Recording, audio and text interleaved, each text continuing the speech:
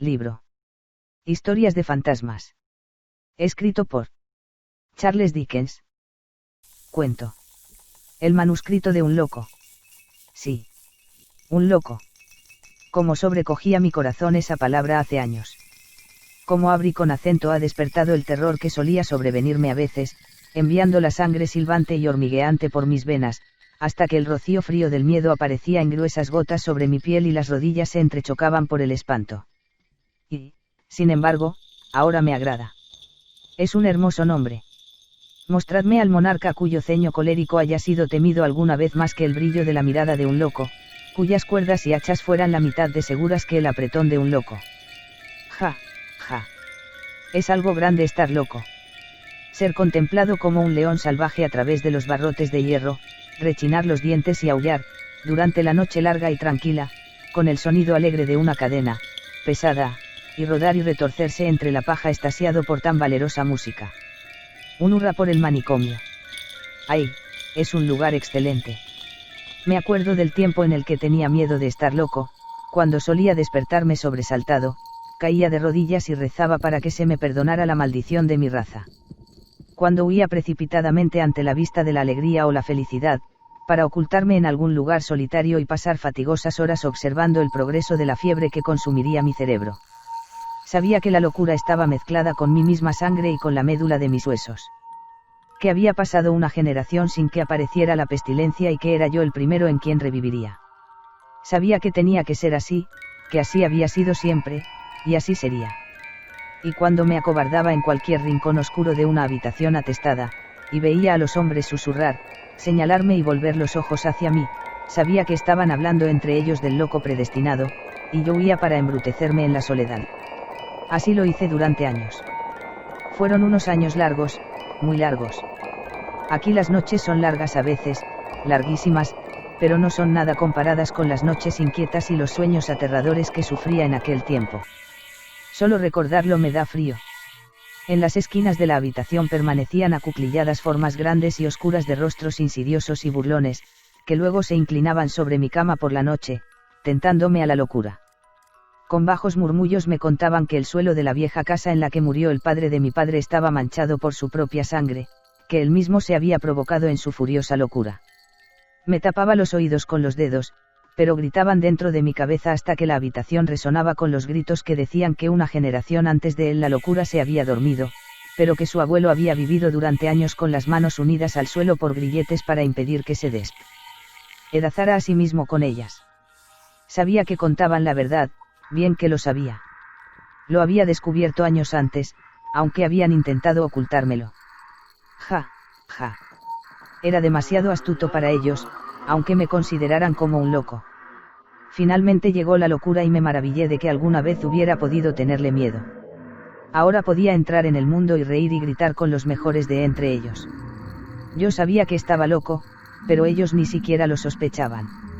Solía palmearme a mí mismo de placer al pensar en lo bien que les estaba engañando después de todo lo que me habían señalado y de cómo me habían mirado de soslayo, cuando yo no estaba loco y solo tenía miedo de que pudiera enloquecer algún día.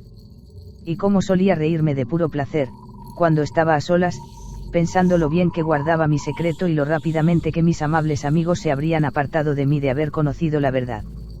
Habría gritado de éxtasis cuando cenaba a solas con algún estruendoso buen amigo pensando en lo pálido que se pondría, y lo rápido que escaparía, al saber que el querido amigo que se sentaba cerca de él, afilando un cuchillo brillante y reluciente, era un loco con toda la capacidad, y la mitad de la voluntad, de hundirlo en su corazón. ¡Ay! Era una vida alegre. Las riquezas fueron mías, la abundancia se derramó sobre mí y alborotaba entre placeres que multiplicaban por 1000 la conciencia de mi secreto bien guardado. Heredé un patrimonio. La ley, la propia ley de ojos de águila, había sido engañada, y había entregado en las manos de un loco miles de discutidas libras. ¿Dónde estaba el ingenio de los hombres listos de mente sana? ¿Dónde la habilidad de los abogados, ansiosos por descubrir un fallo? La astucia del loco les había superado a todos. Tenía dinero. ¿Cómo me cortejaban? Lo gastaba profusamente.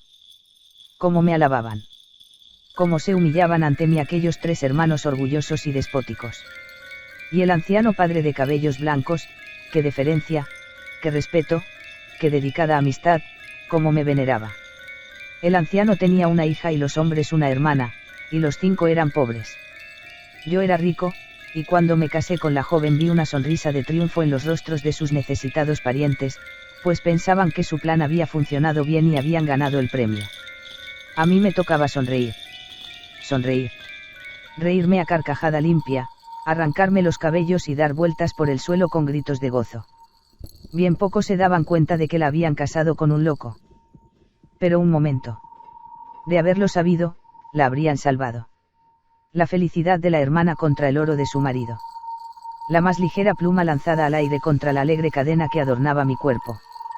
Pero en una cosa, pese a toda mi astucia, fui engañado. Si no hubiera estado loco, pues aunque los locos tenemos bastante buen ingenio a veces nos confundimos, habría sabido que la joven antes habría preferido que la colocaran rígida y fría en un pesado ataúd de plomo que llegar vestida de novia a mi rica y deslumbrante casa. Habría sabido que su corazón pertenecía a un muchacho de ojos oscuros cuyo nombre le oí pronunciar una vez entre suspiros en uno de sus sueños turbulentos, y que me había sido sacrificada para aliviar la pobreza del hombre anciano de cabellos blancos y de sus soberbios hermanos. Ahora no recuerdo ni las formas ni los rostros, pero sé que ella era hermosa. Sé que lo era, pues en las noches iluminadas por la luna, cuando me despierto sobresaltado de mi sueño y todo está tranquilo a mi alrededor, veo, de pie e inmóvil en una esquina de esta celda, una figura ligera y desgastada de largos cabellos negros que le caen por el rostro, agitados por un viento que no es de esta tierra, y unos ojos que fijan su mirada en los míos y jamás parpadean o se cierran. Silencio. La sangre se me congela en el corazón cuando escribo esto. Ese cuerpo es el de ella, el rostro está muy pálido y los ojos tienen un brillo vidrioso, pero los conozco bien. La figura nunca se mueve, jamás gesticula o habla como las otras que llenan a veces este lugar, pero para mí es mucho más terrible, peor incluso que los espíritus que me tentaban hace muchos años. Ha salido fresca de la tumba, y por eso resulta realmente mortal. Durante casi un año vi cómo ese rostro se iba volviendo cada vez más pálido, durante casi un año vi las lágrimas que caían rodando por sus dolientes mejillas, y nunca conocí la causa. Sin embargo, finalmente lo descubrí. No podía evitar durante mucho tiempo que me enterara. Ella nunca me había querido, por mi parte, yo nunca pensé que lo hiciera, ella despreciaba mi riqueza y odiaba el esplendor en el que vivía, pero yo no había esperado eso. Ella amaba a otro y a mí jamás se me había ocurrido pensar en tal cosa. Me sobrecogieron unos sentimientos extraños y giraron en mi cerebro pensamientos que parecían impuestos por algún poder extraño y secreto. No la odiaba, aunque odiaba al muchacho por el que lloraba. Sentía piedad, sí, piedad, por la vida desgraciada a la que la habían condenado sus parientes fríos y egoístas. Sabía que ella no podía vivir mucho tiempo, pero el pensamiento de que antes de su muerte pudiera engendrar algún hijo de destino funesto, que transmitiría la locura a sus descendientes, me decidió. Resolví matarla. Durante varias semanas pensé en el veneno, y luego en ahogarla, y en el fuego. Era una visión hermosa la de la gran mansión en llamas, y la esposa del loco convirtiéndose en cenizas. Pensé también en la burla de una gran recompensa, y algún hombre cuerdo colgando y mecido por el viento por un acto que no había cometido, y todo por la astucia de un loco. Pensé a menudo en ello, pero finalmente lo abandoné. ¡Ay! El placer de afilar la navaja un día tras otro, sintiendo su borde afilado y pensando en la abertura que podía causar un golpe de su borde delgado y brillante. Finalmente, los viejos espíritus que antes habían estado conmigo tan a menudo me susurraron al oído que había llegado el momento y pusieron la navaja abierta en mi mano. La sujeté con firmeza, la elevé suavemente desde el lecho y me incliné sobre mi esposa, que yacía dormida. Tenía el rostro enterrado en las manos. Las aparté suavemente y cayeron descuidadamente sobre su pecho. Había estado llorando, pues los rastros de las lágrimas seguían húmedos sobre las mejillas. Su rostro estaba tranquilo y plácido, y mientras lo miraba, una sonrisa tranquila iluminó sus rasgos pálidos. Le puse la mano suavemente en el hombro. Se sobresaltó, había sido tan solo un sueño pasajero. Me incliné de nuevo hacia adelante y ella gritó y despertó. Un solo movimiento de mi mano y nunca habría vuelto a emitir un grito o sonido. Pero me asusté y retrocedí. Sus ojos estaban fijos en los míos. No sé por qué, pero me acobardaban y asustaban, y gemí ante ellos. Se levantó, sin dejar de mirarme con fijeza. Yo temblaba. Tenía la navaja en la mano, pero no podía moverme. Ella se dirigió hacia la puerta. Cuando estaba cerca, se dio la vuelta y apartó los ojos de mi rostro. El encantamiento se deshizo. Di un salto hacia adelante y la sujeté por el brazo. Lanzando un grito tras otro, se dejó caer al suelo. Podría haberla matado sin lucha, pero se había provocado la alarma en la casa. Oí pasos en los escalones. Dejé la cuchilla en el cajón habitual, abrí la puerta y grité en voz alta pidiendo ayuda. Vinieron, la cogieron y la colocaron en la cama. Permaneció con el conocimiento perdido durante varias horas, y cuando recuperó la vida, la mirada y el habla, había perdido el sentido y desvariaba furiosamente. Llamamos a varios médicos, hombres importantes que llegaron hasta mi casa en finos carruajes, con hermosos caballos y criados llamativos. Estuvieron junto a su lecho durante semanas. Celebraron una importante reunión y consultaron unos con otros, en voz baja y solemne, en otra habitación. Uno de ellos, el más inteligente y famoso, me llevó con él a un lado y me rogó que me preparara para lo peor. Me dijo que mi esposa estaba loca. A mí, al loco. Permaneció cerca de mí junto a una ventana abierta, mirándome directamente al rostro y dejando una mano sobre mi hombro. Con un pequeño esfuerzo habría podido lanzarlo abajo, a la calle. Habría sido divertido hacerlo, pero mi secreto estaba en juego y dejé que se marchara. Unos días más tarde me dijeron que debía someterla a algunas limitaciones, debía proporcionarle a alguien que la cuidara. Me lo pedían a mí, salí al campo abierto, donde nadie pudiera escucharme, y reí hasta que el aire resonó con mis gritos. Murió al día siguiente. El anciano de cabello blanco la siguió hasta la tumba y los orgullosos hermanos dejaron caer una lágrima sobre el cadáver insensible de aquella cuyos sufrimientos habían considerado con músculos de hierro mientras vivió. Todo aquello alimentaba mi alegría secreta, y reía oculto por el pañuelo blanco que tenía sobre el rostro mientras regresamos cabalgando a casa, hasta que las lágrimas brotaron de mis ojos. Pero aunque había cumplido mi objetivo, y la había asesinado, me sentí inquieto y perturbado, y pensé que no tardarían mucho en conocer mi secreto. No podía ocultar la alegría y el regocijo salvaje, que hervían en mi interior y que cuando estaba a solas, en casa, me hacía dar saltos y batir palmas, dando vueltas y más vueltas en un baile frenético, y gritar en voz muy alta. Cuando salía y veía a las masas atareadas que se apresuraban por la calle, o acudía a teatro y escuchaba el sonido de la música y contemplaba la danza de los demás, sentía tal gozo que me habría precipitado entre ellos y les habría despedazado miembro a miembro, aullando en el éxtasis que me producir. Y con acento a. Pero apretaba los dientes, afirmaba los pies en el suelo y me clavaba las afiladas uñas en las manos. Mantenía el secreto y nadie sabía aún que yo era un loco. Recuerdo, aunque es una de las últimas cosas que puedo recordar, pues ahora la realidad se mezcla con mis sueños, y teniendo tanto que hacer, habiéndome traído siempre aquí tan presurosamente, no me queda tiempo para separar entre los dos, por la extraña confusión en la que se halla, mezclados. Recuerdo de qué manera finalmente se supo. Ja, ja. Me parece ver ahora sus miradas asustadas, y sentir cómo se apartaban de mí, mientras yo hundía mi puño cerrado en sus rostros blancos y luego escapaba como el viento, y les dejaba gritando atrás. Cuando pienso en ello me vuelve la fuerza de un gigante. Mirad cómo se curva esta barra de hierro con mis furiosos tirones. Podría romperla como si fuera una ramita, pero sé que detrás hay largas galerías con muchas puertas, no creo que pudiera encontrar el camino entre ellas. Y aunque pudiera, sé que allá abajo hay puertas de hierro que están bien cerradas con barras. Saben que he sido un loco astuto, y están orgullosos de tenerme aquí para poder mostrarme. Veamos, sí, había sido descubierto. Era ya muy tarde y de noche cuando llegué a casa y encontré allí al más orgulloso de los 3 orgullosos hermanos, esperando para verme, dijo que por un asunto urgente. Lo recuerdo bien. Odiaba a ese hombre con todo el odio de un loco. Muchas veces mis dedos desearon despedazarle. Me dijeron que estaba allí y subí presurosamente las escaleras. Tenía que decirme unas palabras. Despedí a los criados. Era tarde y estábamos juntos y a solas, por primera vez. Al principio aparté cuidadosamente mis ojos de él, pues era consciente de lo que él no podía ni siquiera pensar, y me glorificaba en ese conocimiento, que la luz de la locura brillaba en mis ojos como el fuego. Permanecimos unos minutos sentados en silencio. Finalmente, habló.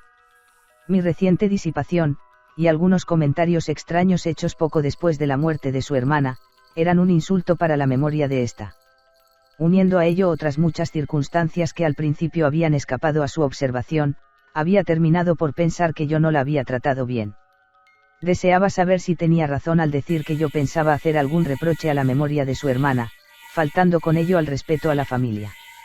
Exigía esa explicación por el uniforme que llevaba puesto. Aquel hombre tenía un nombramiento en ejército. Un nombramiento comprado con mi dinero y con la desgracia de su hermana. Él fue el que, más había tramado para insidiar y quedarse con riqueza. Él había sido el principal instrumento para obligar a su hermana a casarse conmigo, y bien sabía que el corazón de aquella pertenecía al piadoso muchacho. Por causa de su uniforme. El uniforme es su degradación. Volví mis ojos hacia él, no pude evitarlo, pero no dije una sola palabra. Vi que bajo mi mirada se produjo en él un cambio repentino. Era un hombre valiente, pero el color desapareció de su rostro y retrocedió en su silla. Acerqué la mía a la suya, y mientras reía, pues entonces estaba muy alegre, vi cómo se estremecía. Sé que la locura brotaba de mi interior.